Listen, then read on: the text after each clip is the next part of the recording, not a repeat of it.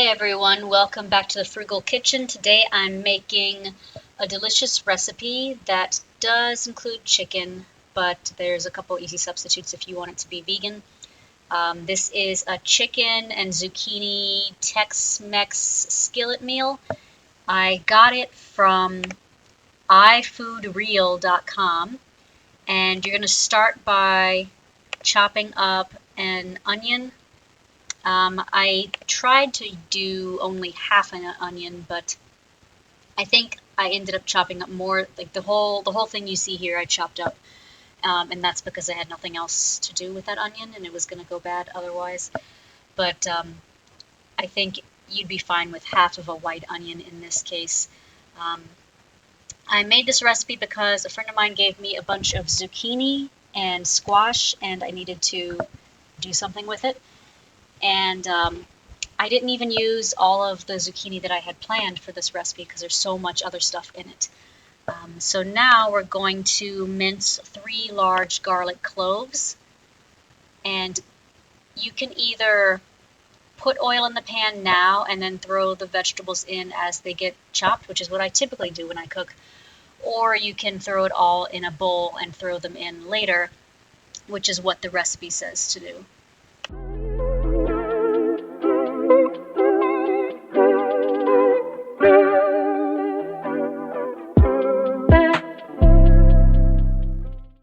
So if you were watching the screen there, I just sliced my fingernail.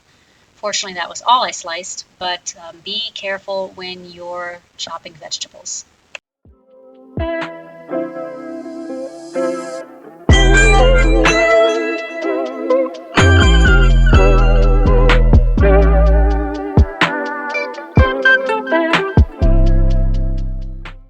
Then we're going to chop 1 green bell pepper.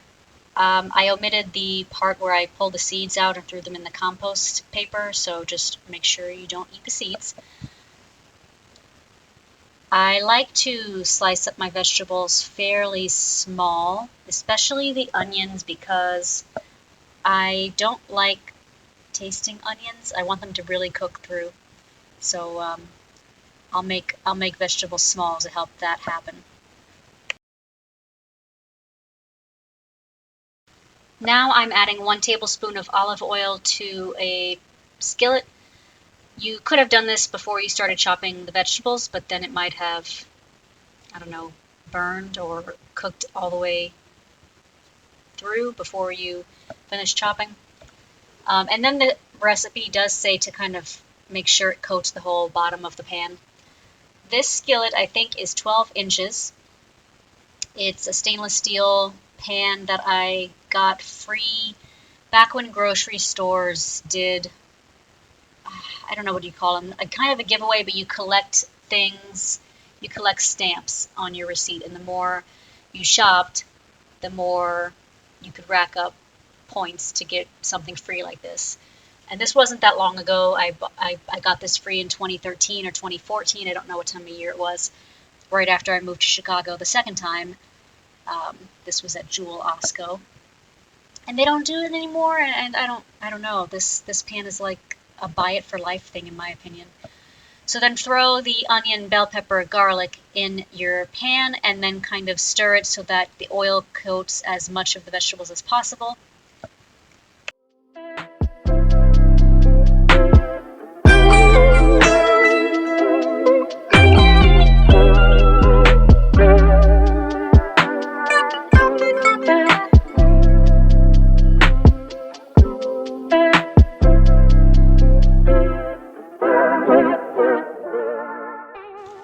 And then saute for 3 minutes. The recipe did not specify whether or not you should cover the pan, but I decided to do it at that point anyway.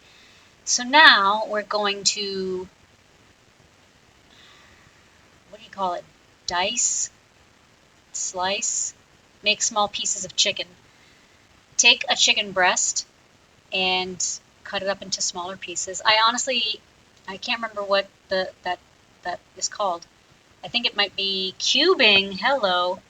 So I should have made smaller pieces of chicken because I like having a little bit of chicken with almost every bite. And these were too big to do that. So don't go this big. I would have done, cut these all in half. But go ahead and cube your chicken, and then we're going to add some spices to it. We're going to start with cumin. You're going to add 1 teaspoon right now. There is 3 total teaspoons in this recipe of cumin.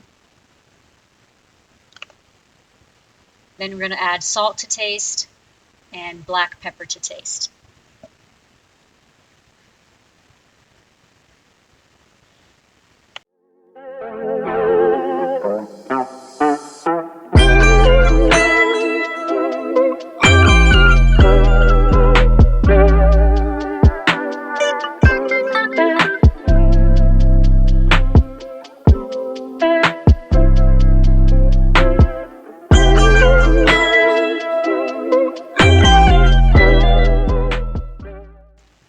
I don't really know a better way to mix the spices onto the chicken other than making a mess with your hands, but it worked. Now, one thing I'll say right now is that right after this step, you're supposed to add the chicken to the skillet, but when you overcook chicken, especially white meat, it tends to kind of get dried out.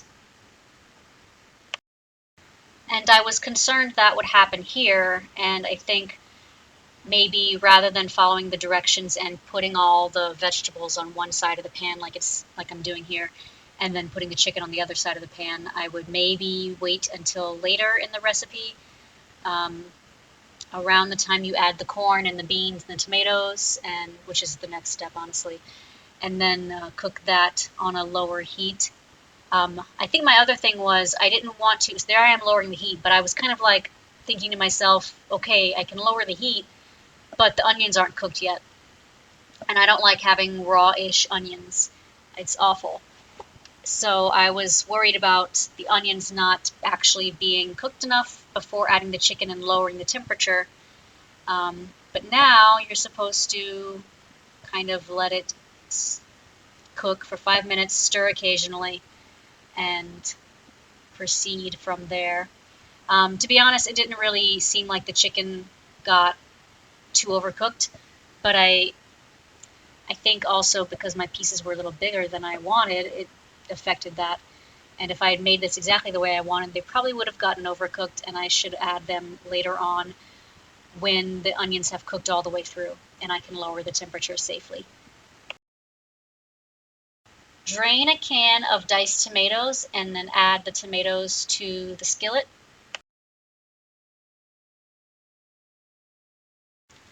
The recipe calls for 1 cup of frozen corn at this point, but I did not want to buy a whole thing of frozen corn.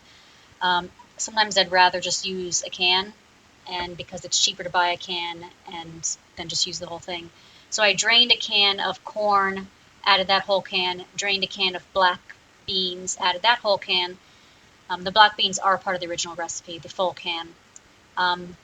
And then when I started stirring it, I was like, God, maybe I should have actually just gone with the frozen corn because this is a lot of food, and I still haven't added the zucchini. And what the heck was I thinking?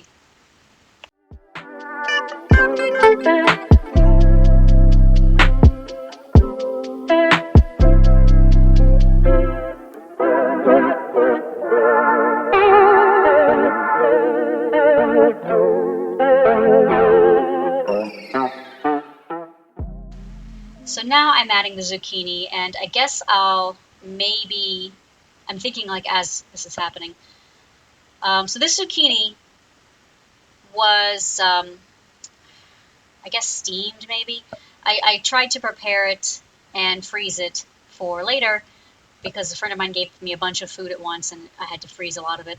And I'm pulling out of the bag. It was all sliced and like I said, probably steamed, sauteed on the skillet, but not with any oil. And I don't even have all of the zucchini and squash from that bag in here. But if I were using fresh, I think it would make sense to have added this along with the onions and bell pepper and garlic. The recipe does have you adding it now, but I know that it sometimes maybe right after the onions. Like onions take a little bit longer to cook than zucchini. But zucchini also needs to cook longer than this really was given, I think. And I mean, the chicken should be cooking less time than the zucchini, unless I just really like my zucchini soft. I don't know. That's how I fix it. Now you add the remaining 2 teaspoons of cumin.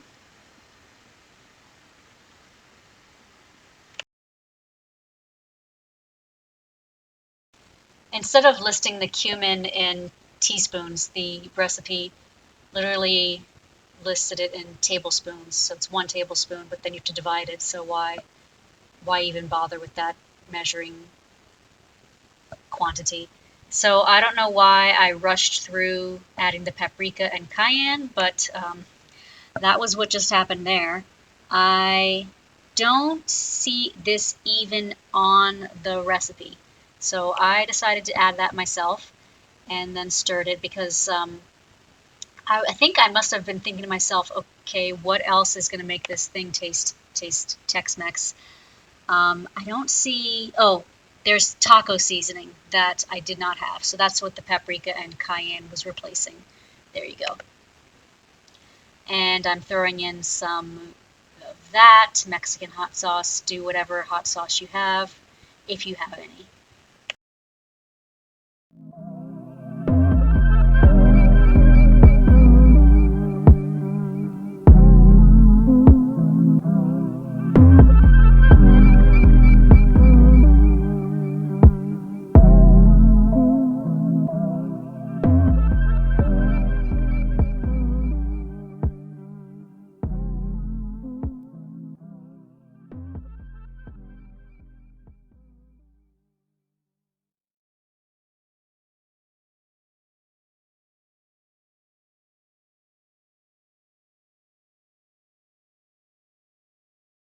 Stir that up for a while, then add half a cup of chopped cilantro, or if you're like me and you don't buy cilantro because it can be such a waste of food, then you can add a couple squirts of cilantro paste and stir that up.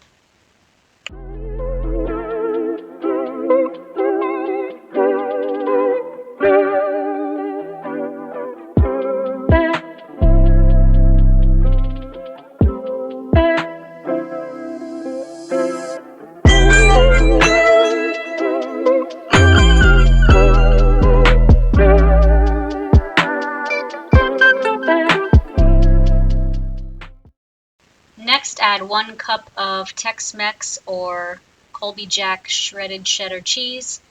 We had cheddar jack. That's close enough, isn't it? I ran out of vegan cheese shortly before making this when I made my pizza balls, pizza monkey bread. And my husband didn't know that I had run out, and when he saw I was making this thing with cheese, he said, "Is it vegan cheese or is it real cheese?" Because he'll eat a lot of vegan food, but he doesn't like anything where the ingredients are very obvious substitutes of dairy products or meat. So add that in and stir. I think I covered it up a bit too to help the melting process. And now it's basically done. If you enjoyed this recipe, please be a friend and like, share, and subscribe.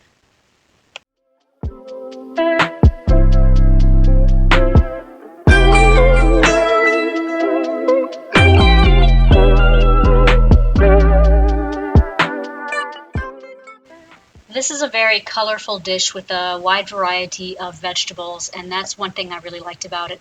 It's also very low in carbs because I think the only thing that's really got a significant amount of carbs is the corn, and if you stick with the 1 cup frozen that you should have, you get a lot less carbs than my version.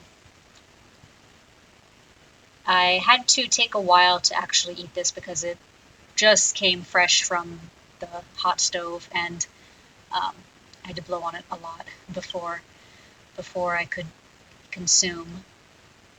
But I was really impatient and wanted to eat because I don't know if you can see the time there. It was 5:30 on a weekend, and I usually eat by 5, and my stomach is very punctual, and so I was like dying waiting for this to be finished. And it turned out very, very delicious. It's got the right amount of spice. The cumin really helps with the Mexican flavor if you don't have taco seasoning. And it was a wonderful dish. Thank you so much, everybody. Happy eating.